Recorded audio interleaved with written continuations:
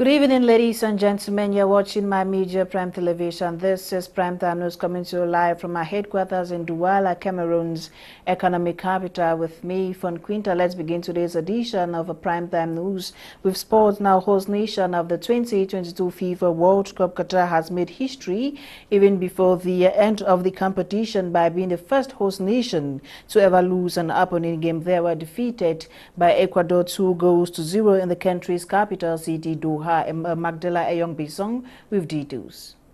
Denied on first occasion, the second and third attempts defines a historic World Cup start for 33-year-old Ecuador captain Valencia Lastra, who netted a brace that secured all 3 points for his side against host Qatar. Up against the host on the day of a historic World Cup stage event, which has been molded for over a decade, Valencia scored the first and the second goal of the 2022 FIFA World Cup. It was a disappointing evening for Qatar, who was making the debut in the competition for the very first time. Qatar becomes the first host nation to ever lose its opening match in the World Cup, and this becomes a setback for the nation, who have 2 crucial games to go if they have to make it past the group stage of the competition. Despite having a handful of scoring opportunities, they were unable to capitalize on yesterday. Qatar will have to beat African champions Senegal and the Netherlands in order to progress. The first player of the match award of the 2022 FIFA World Cup was awarded to Valencia Lastra. Other Day 1 World Cup games come up today in different stadia allocated towards the teams Senegal and the Netherlands, England and Iran, and the USA versus Wales. Now, Cameroon joined the international community today, November 21st, to observe World Television Day in an era where traditional media is fighting to maintain its hold and the media landscape amid the rapid growth of social media. Nsah tells us more. In December 1996, the United Nations proclaimed 21 November as World Television Day, commemorating the date on which the first World Television Forum was held in 1996. Television continues to be the single largest source of video consumption, though screen sizes have changed as well as systems from analog to digital, and people create posts, stream and consume content on different platforms like the social media. The number of households with television sets around the world continue to rise. But does the TV still have its place in the 21st century? A.K. Nolinga is a cybersecurity analyst. The TV still has its own place because I, for one, watch a lot of programs on TV like My Media Prime, CRTV, CNN, to get my information like many other Cameroonians. Besides, it is cheap and affordable for a common man because not everyone can afford data on daily basis. Otang, a young Cameroonian artist and student, says the ratio of consumption between social media and the TV is 50-50. I think the TV still has its place because it goes to our grandparents. Our grandparents, since they are in a generation, they were born in a generation where phones, internet, or the social media were not brought out, so they still have those olden days mentality, and I think they are so attached to TV than to our phones and the social media. So for the TV and social media, it's like 50-50. The social media for the youths and for the adults, and the TV for the olds, because the olds still watch the TV and they really. However, her preference will depend on the particular moment. In fact, I'll prefer one of them in some particular cases. There may be times I'll prefer the TV and also the social media. The TV, for example, if I don't have data or if I just want to stay away from my phone, I might just watch the TV or other interesting things. But if I want to really know what is happening or I want to see this particular thing, I'll just Google search on my phone and watch what's happening on my phone. So I don't think social media is really making the TV to not have its place anymore. Nonetheless, the cybersecurity analyst adds that fake news discredits the social media as opposed to the TV or traditional media. Also, there is a lot of fake news on social media aside the TV, that's the traditional media. The traditional media gives me in particular the real news, while social media, I think there is a lot of fake news. The TV still has its own place, though the social media is battling to take over, but cannot due to those points that I raised. Thus, television represents a symbol for communication and globalization in the contemporary world, with a huge impact on decision-making by bringing world attention to conflicts and threats, to peace and security, among many other issues. Over in the Northwest region, inhabitants of Wum Divisional Headquarters of Menchum Division can now heave sighs of relief with the ongoing rehabilitation works on that stretch of road. After several months of battling with bad roads, Honorable Richard Walang has come to the aid of the population. Get details right ahead.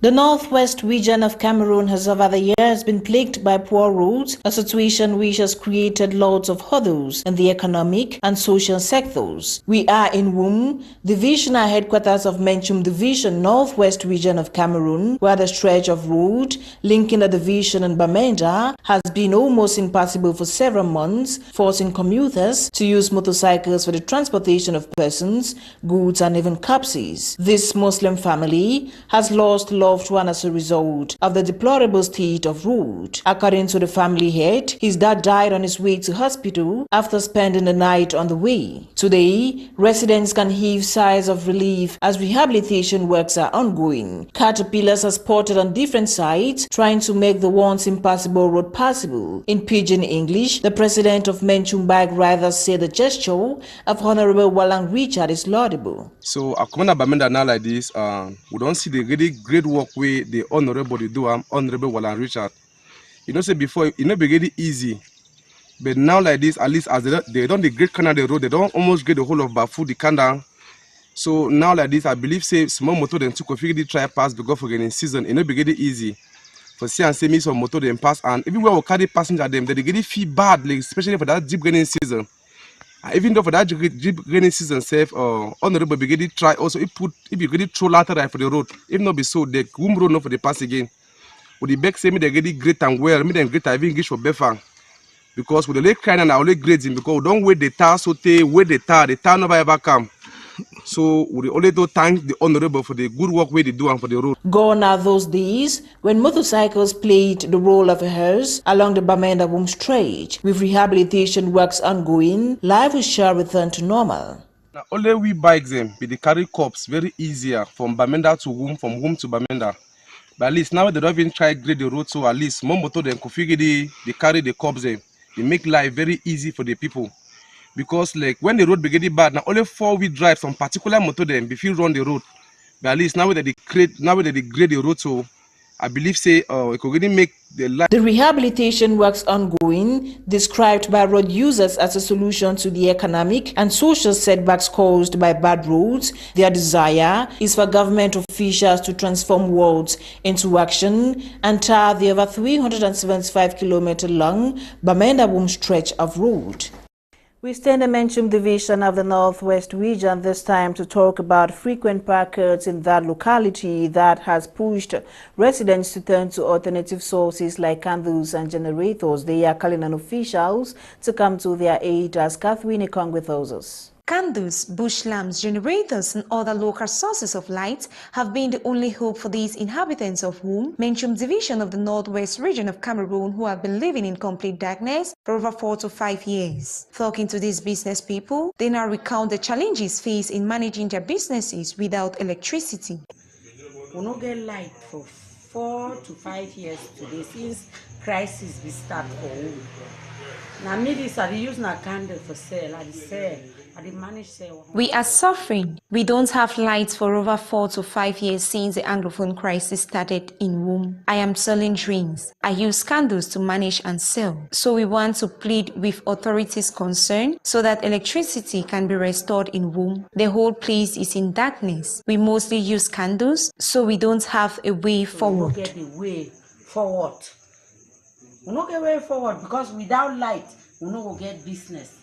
We don't get customers. Customers, if you can't show in darkness, they drink mimbo. I sell fish and we have a big problem of road and light. We don't have lights. We buy fish before getting to Womb. It is bad. We plead with the government to help us with road and electricity.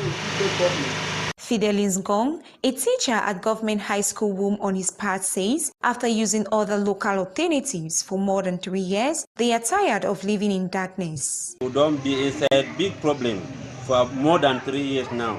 We don't know where they call and say light for Womb. For over 3 years now, we don't know what is called electricity in Womb, so we have gone back to bush lamps, candles and other local sources of light. But it is not still solving our problem. We can't eat fish and chicken because they are all rotten. As a teacher, I find it difficult to get up at night to use a bush lamp to prepare for my lessons. I find difficulties for even wake up for night, go light bush lamp again. Say we want prepare lessons for go teach Peking. Since the start of the Anglophone crisis in the Northwest region, inhabitants of Womb have been suffering from electricity problems as they now use this opportunity in calling on powers that be to restore electricity in the area. A 225 kilovolt transformer has been installed in Mapang East region of Cameroon as a veritable Christmas present from President Paul Biya to the people of that locality. Nolinga with details. There has been joy and happiness in the land of Mampang as this hydroelectric plant under a 225 kilovolt has been planted in the area. Located in the East region of Cameroon, the Minister of Water Resources and Energy, Elundu Gaston Isumba, has said the realization of this project is aimed at connecting the East region to the South interconnected grid, which is a promise made and kept by Paul Biya to the population. And this is how most of them have received the gift. Thanks to the government, I think Abombang is going to have a new era starting from now with the project that has been put in place. And I wish to say that the government should continue accompanying the population of Abombang to develop more and more. We thank the government for thinking about us. All our dream is to have energy in Abombang. The commissioning of the 225 kilovolt transformation subsection in Mampang is in the Upper Nyong division of the East has definitely ushered a new dawn for electricity to the population of the Eastern region, which has long endured shortened electricity supply and prolonged power outages. It's a gift from the head of state. As you know, we are toward the end of the year, and when you receive something like this, you have to be happy and say thanks a lot. 1,000,000 thanks to the head of state because of this. We have been waiting for electricity and now we have permanent electricity. Meantime, the newly inaugurated East interconnection to the South interconnected grid is expected to improve livelihood and living standards for the people of the Eastern region of Cameroon.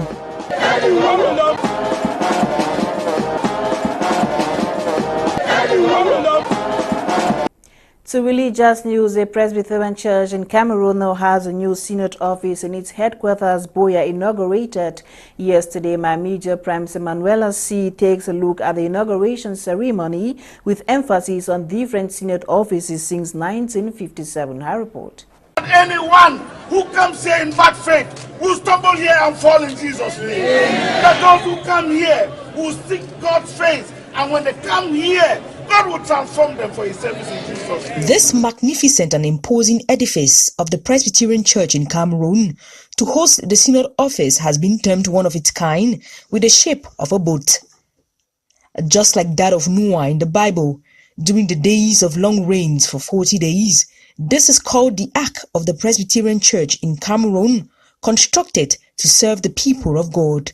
In 1957, a synod office was built with 3 offices, by the then moderator, late Reverend Abraham Ngole. 24 years later, another was constructed, this time with 35 offices to host the church's head office. Today, a grand and magnificent structure standing at the foot of Mount Fako with over 46 offices will now host the synod office. The event to lay the foundation stone of the structure and the official opening of the building saw the presence of the President of the Republic of Cameroon, represented by the Minister of Territorial Administration, the Director of the Supreme Audit at the Presidency, the Governor of the Southwest Region, other dignitaries, pastors, and traditional rulers.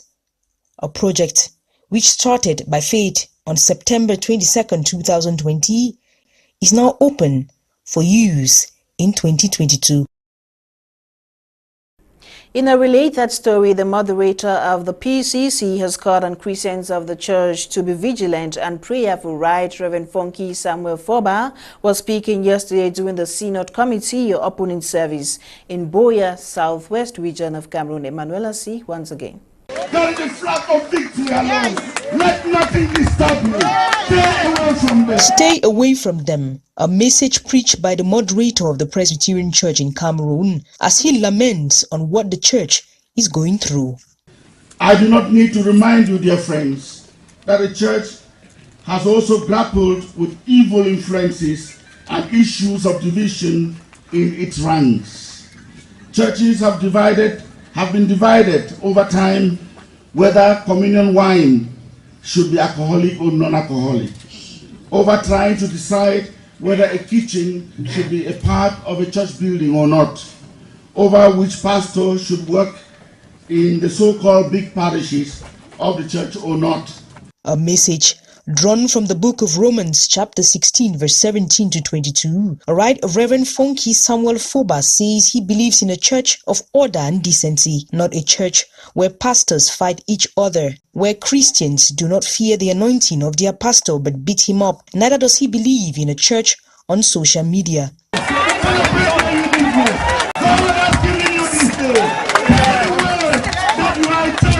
Country, a church that will bring reforms, a church that will change Cameroon, a church that will change even our Christians.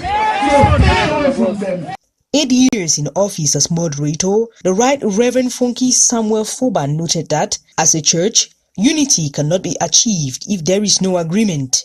During the service, he urged the Christians to always encourage what is positive in God's house. In news out of Cameroon, vote counts have begun in Equatorial Guinea after Sunday's presidential, legislative and municipal elections. Meanwhile, South Africans are in for hours of blackouts daily as electricity supply company Eskom runs out of money for diesel. Join Gang in this report.